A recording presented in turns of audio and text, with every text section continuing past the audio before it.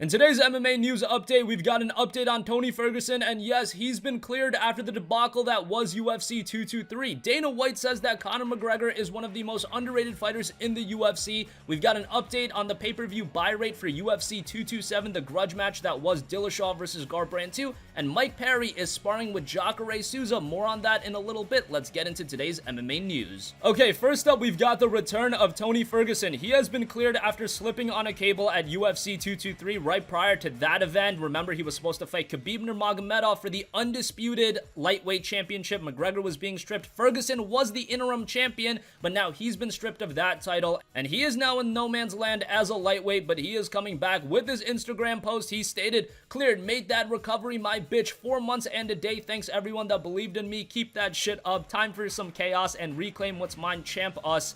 MX Snap Jitsu." The return of Tony Ferguson means he's right back in the picture in the lightweight division. However, the lightweight division is kind of booked up with the McGregor-Khabib fight. We've got Dustin Poirier and Nate Diaz in MSG in November. So the question is, where do you book Tony Ferguson? He deserves to be against the top lightweight. It probably isn't going to be against the Khabib-McGregor winner right away. He'll probably have to fight one more time. How about a fight with Kevin Lee? I think that's a fight that could be very interesting. Alternatively, you can give him the winner of the Gaethje-Vick fight. I think if James Vick wins that fight, James Vick is due for a top opponent, and Tony Ferguson would definitely fit that bill. If you don't want to do the Kevin Lee rematch, which I can see why you wouldn't, at the same time, that fight was kind of competitive, and remember, Kevin Lee did come in with a staph infection, so I think the second fight would go a lot different, and I'd be really interested in seeing that, and seeing it on the UFC 229 card with Conor and Khabib, for them to be on the card as a replacement if Conor or Khabib fall out, which with Khabib, we have seen him struggle with injuries. That could be a really good safety net. The next story comes from Bloody Elbow. I have the post right up here, and it's coming from Dana White and him talking about Conor McGregor being one of the most underrated fighters in the UFC. Yes, McGregor is a very successful fighter. He is the biggest draw in UFC history, no questions asked, but you can say a lot about his fighting ability. I think he's a top fighter, but some people think he's overrated. Let's see what Dana White says. He said this: "It's funny to say this because of how popular he is and what a huge star he is, but I think Conor McGregor is one of the most underrated fighters in the UFC. Every time McGregor comes out to fight somebody new and it's a wrestler or it's whatever, this is a fight that Conor is going to lose." He said that he would knock out Jose Aldo the way he did. He said he would do it in the first round. He continued saying, "A lot of people picked him to lose to Eddie Alvarez because of Eddie Alvarez's style in wrestling. Look how he looked there. Leading up to the fight when he fought Chad Mendes is a wrestler. Everybody believed that he would do that. Then after Conor won,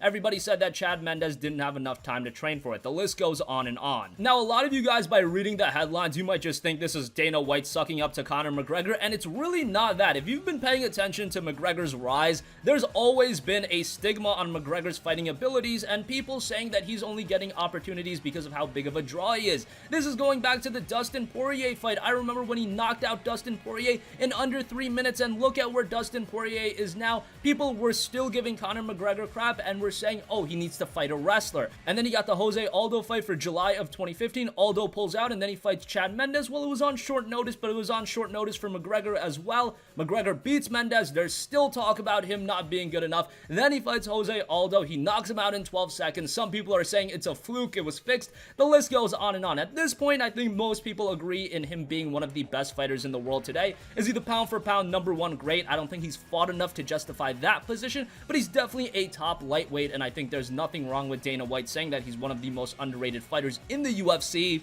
Because if you think about the people that actually judge Conor McGregor is judged by a wider scope of fight fans than any other fighter. Maybe a more niche fighter like a TJ Dillashaw. People can see how good he is. Conor McGregor is going to be scrutinized more just because of the wider fan base he attracts. Some people understand it with McGregor, other people not so much, but again, at this point, I think everyone accepts that he is a top fighter. Not everyone is a fan of his antics. I personally am. He knows how to hype up a fight, and more hype for the sport is always a good thing. Alright, moving on from that, we're just a week removed from UFC 227, Dillashaw versus Garbrandt 2, and the early pay-per-view numbers are coming in. As reported on Wrestling Observer Radio by Dave Meltzer, he reports that UFC 227 did approximately 300,000 pay-per-view buys. That is an awesome number for 2018, especially with the fight for the 135-pound title between TJ Dillashaw and Cody Garbrandt. Two guys that aren't known to be gigantic draws. However, they've put a lot of steam behind Cody Garbrandt. I think this justifies that he is somewhat of a draw. As much of a draw you can be in 2018 outside of McGregor and a couple other guys,